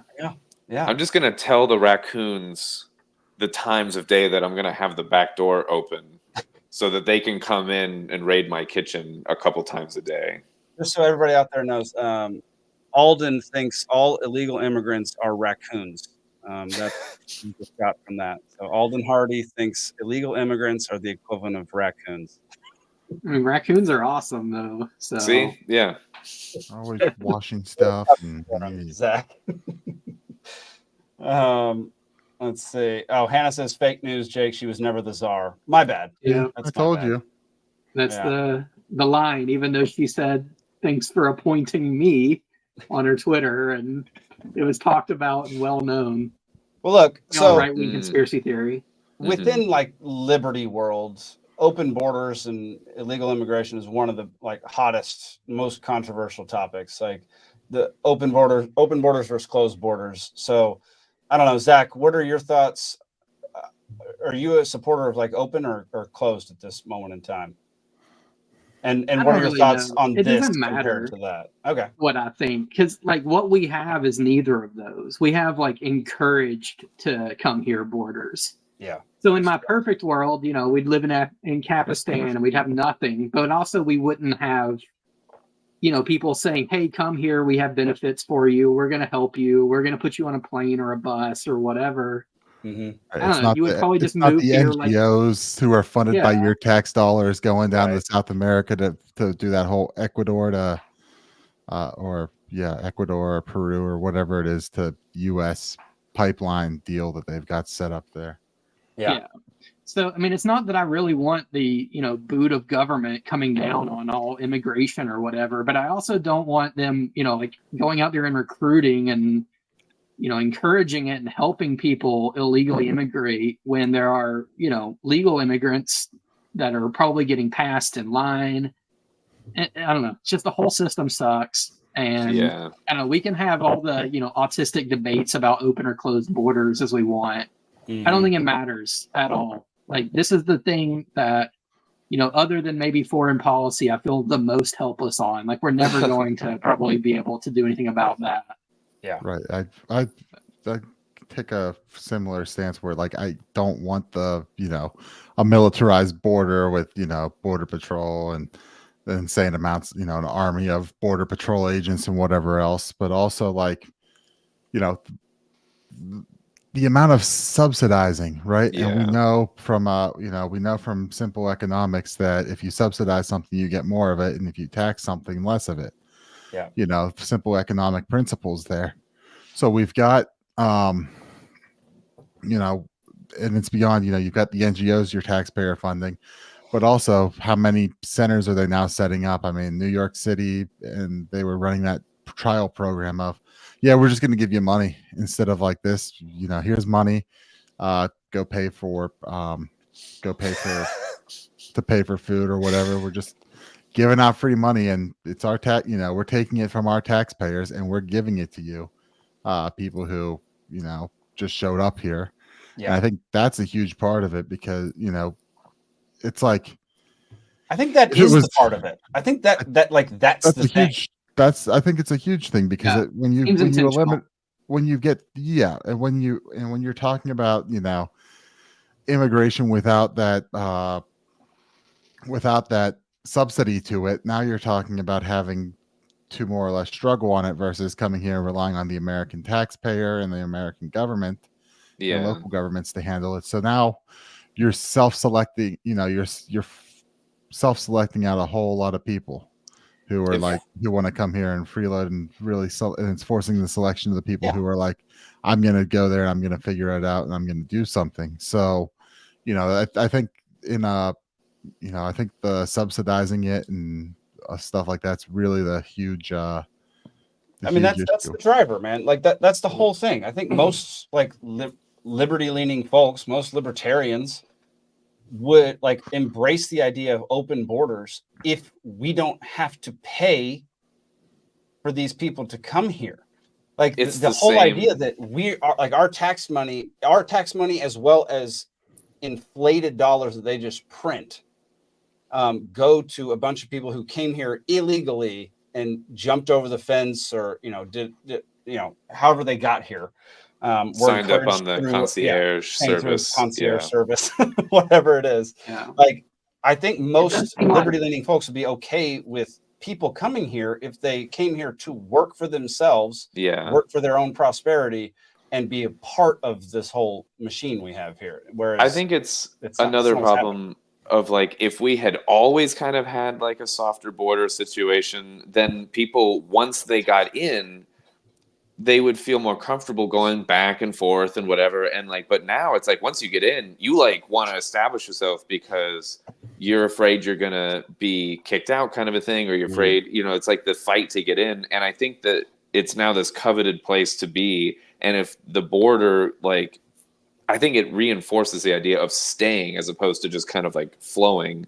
Right. And so if we take this away and we go, hey, it's open borders, like, are people going to really like question how long it'll last? And it's like an in real life implementation that I just, in theory, I'm kind of on the side of the open borders, but it's like in implementation, I worry about it again because we have the government we do. Yeah.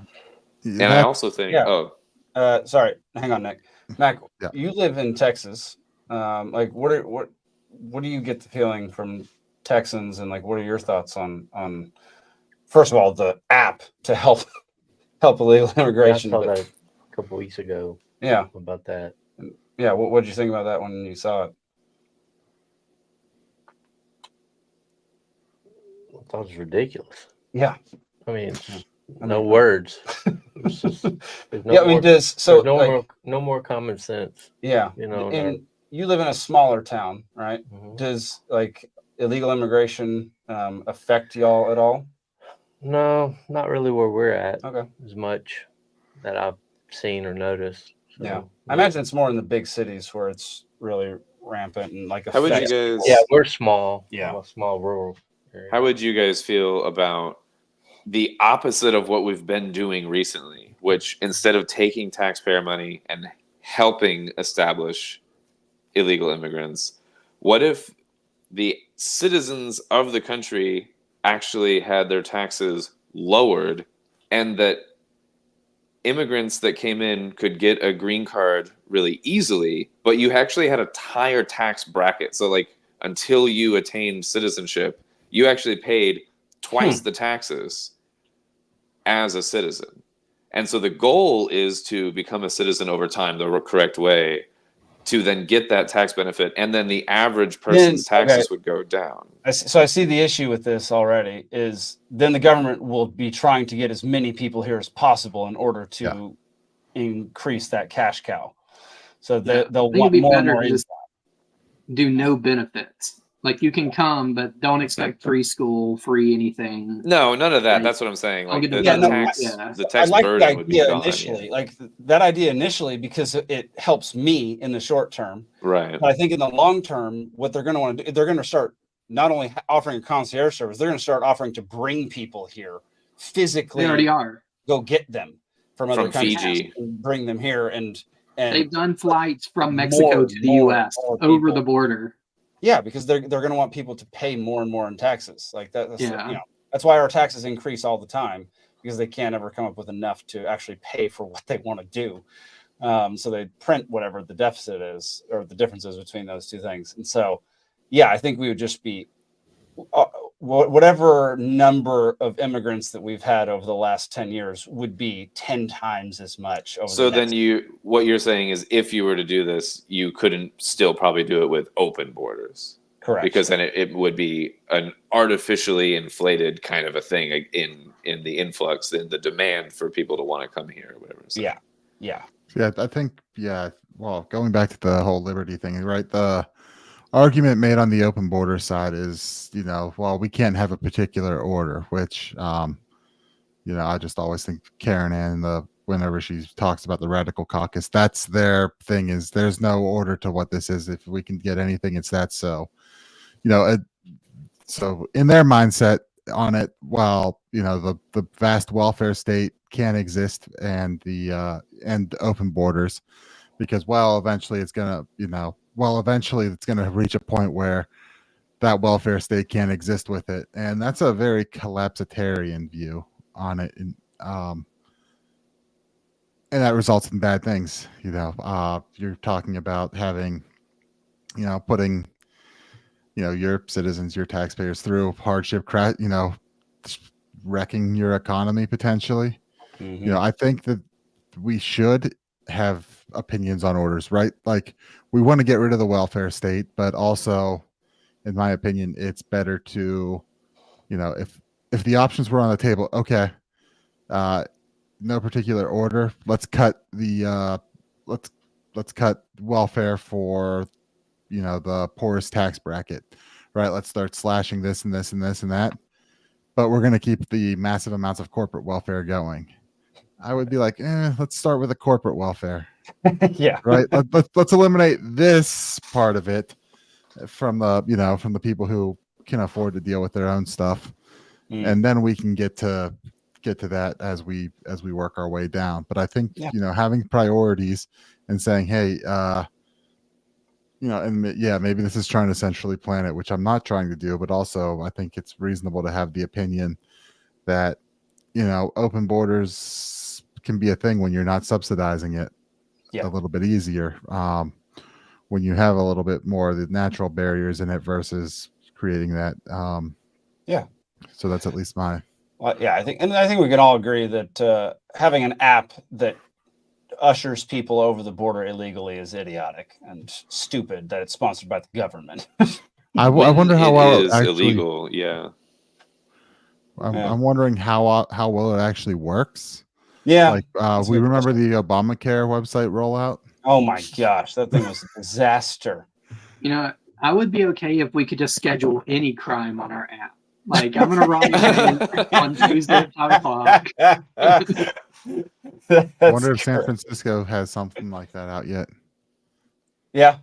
Instead of a sale for a store that's just like open door theft policy hour or something. Yeah, just get it all out right now.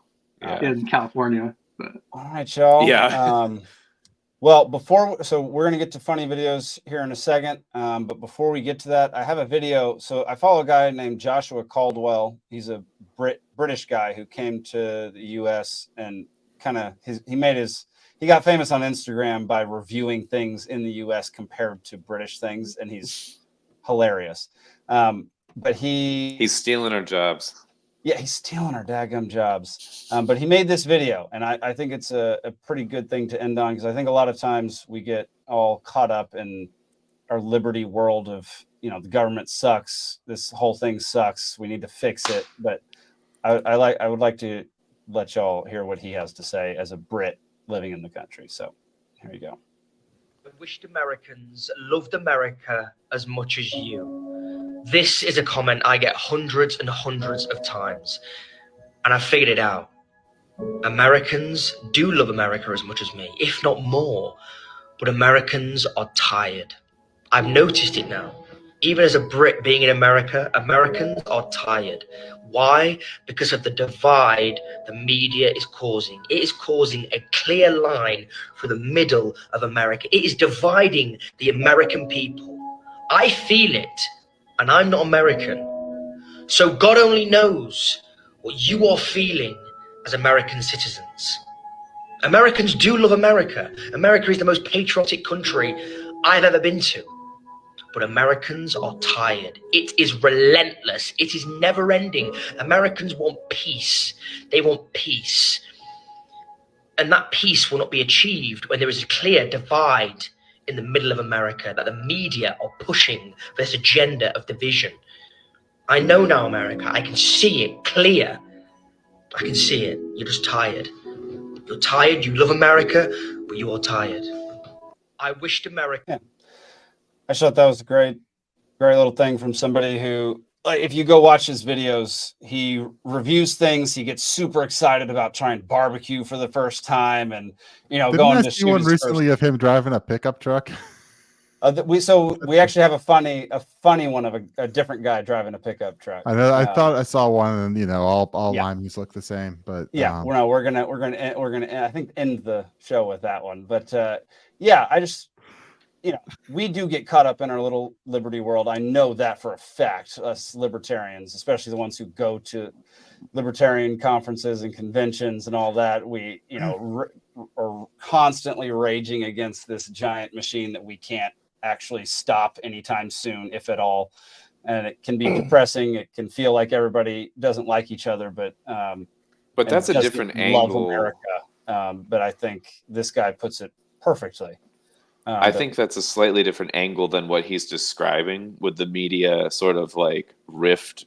It's still affecting us, but I sometimes find myself like in the position that I'm at, kind of like zoomed out and like watching the thing kind of like he's talking about. And it's interesting to get like a quote unquote like outsider's like take on American media and really capitalizing on and profiting on and fanning the flames of like, the divide. And typically when you talk about a divide in this country, like we're talking about two sides, even though I feel like we're kind of on a third side, but it's a much smaller portion, like an outside kind of a thing. But when you feel like you're in that like chess match of like just like right or wrong kind of thing, I feel like I watch people get like really swept up in my side is right, no, my side is right, versus I feel like more the libertarian thing is like that whole system is fucked.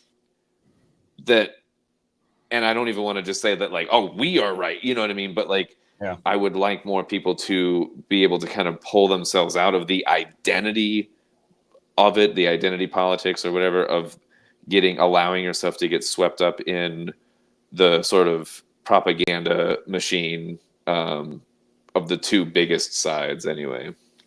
Heck yeah. 100%. Love that, man. So we're going to end there for the serious topics for that. We're going to watch a few funny videos before we get out of here.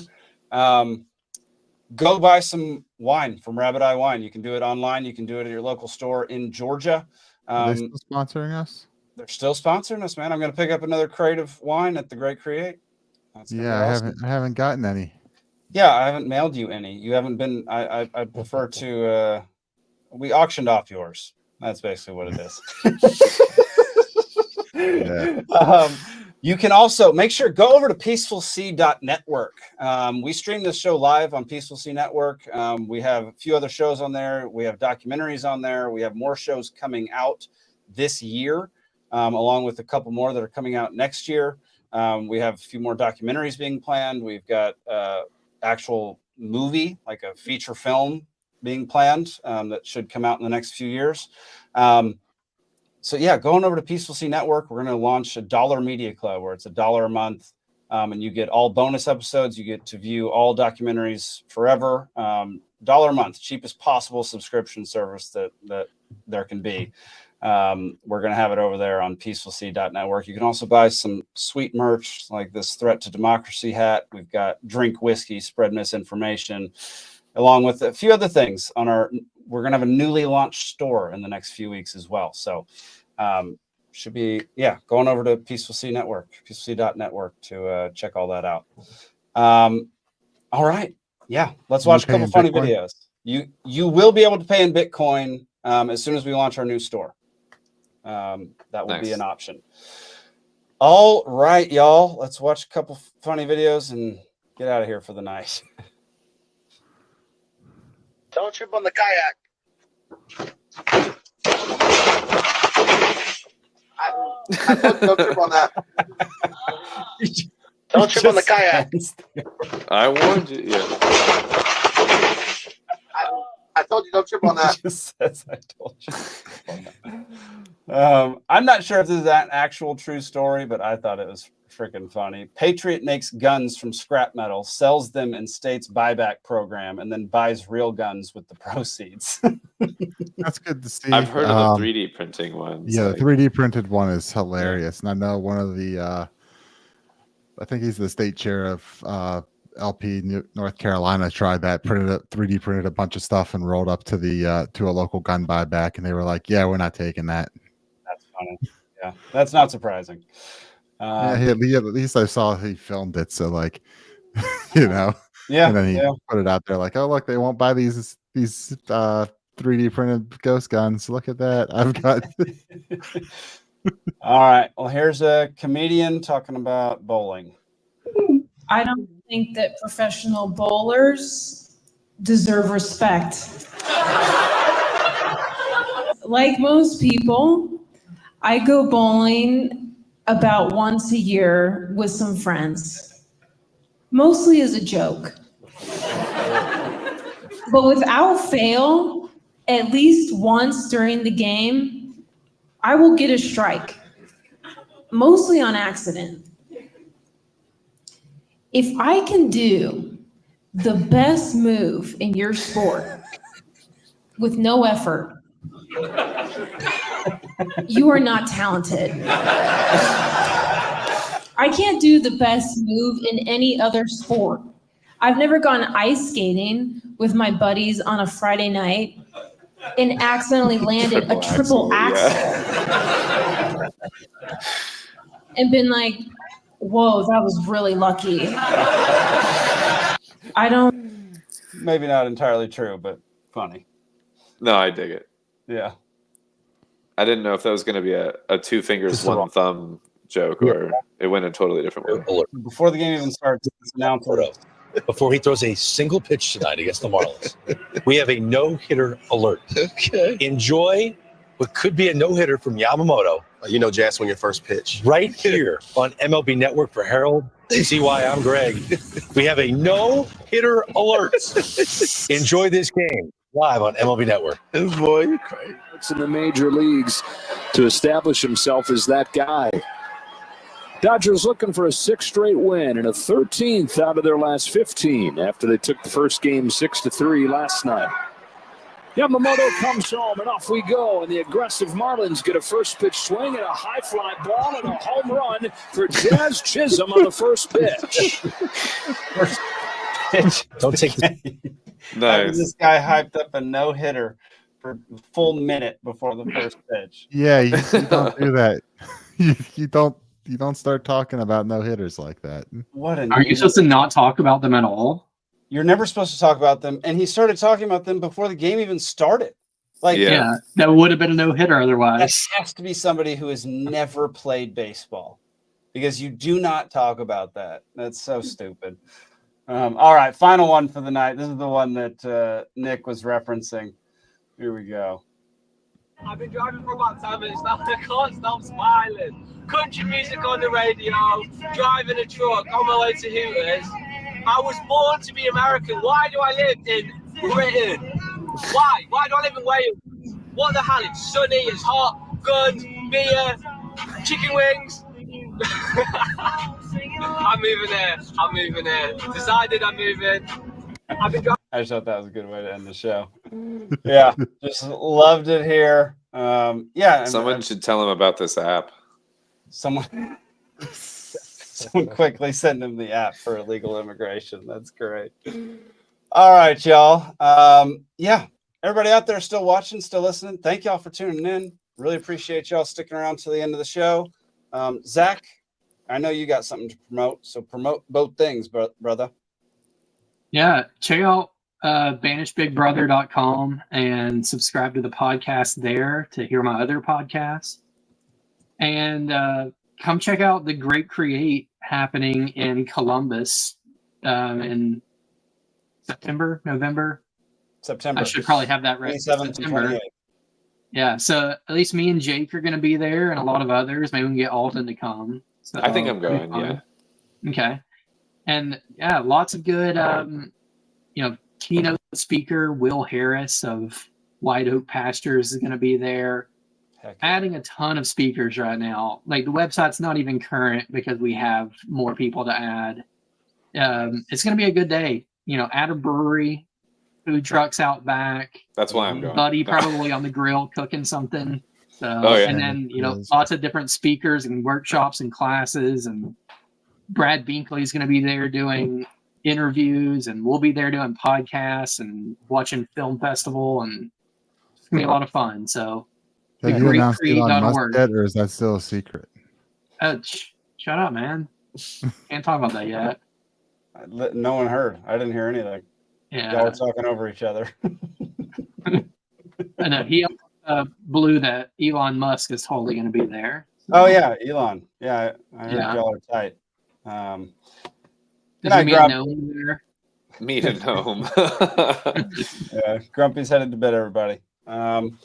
Awesome. Yeah, y'all go get your tickets for the Great Create. It's gonna be a great time. We're gonna have a booth set up. We're gonna be doing some live interviews, live podcasts from there. It's gonna be a really good weekend.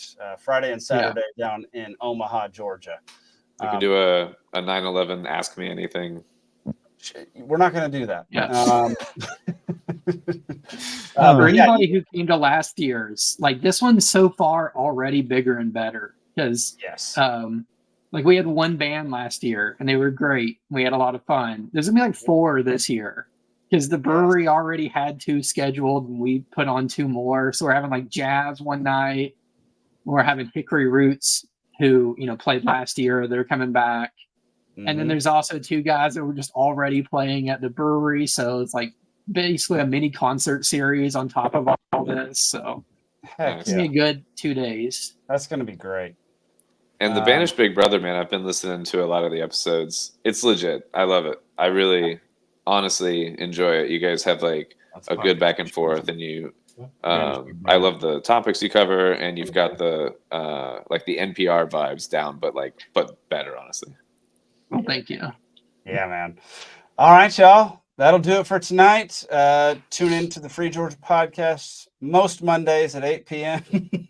and the Wrexham Texan most Sundays at 12 noon Eastern. Thank y'all for joining us tonight. We'll see you next week. Peace.